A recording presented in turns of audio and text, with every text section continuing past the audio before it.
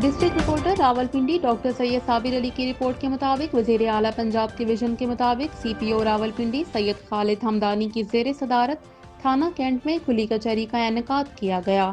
کھلی کچہری میں S P Potohar, S P headquarters, S D P O cantt, S H Os اور تفتیشی افسران سمیت پولیس افسران کی بڑی تعداد موجود تھی۔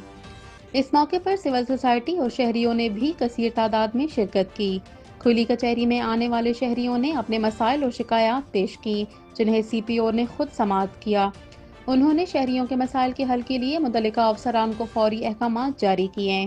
سی پی او سید خالد ہمدانی نے ہدایت کی کہ مارک کردہ درخواستوں پر دیے گئے ٹائم فریم میں قانونی کارروائی کو ہر صورت یقینی بنایا جائے اور اس کی رپورٹ بروقت جمع کرائی جائے۔ انہوں نے کہا کہ inspector general of police Punjab doctor Usman Anwar کی ہدایات کے مطابق تھانے کی سطح پر شہریوں کے مسائل کا حل اولین ترجیح ہے۔ سی پی او نے واضح کیا کہ بہترین سروس ڈیلیوری کو ہر حال میں یقینی بنایا جائے گا اور اس ضمن میں کسی قسم کی کوتاہی برداشت نہیں کی جائے گی۔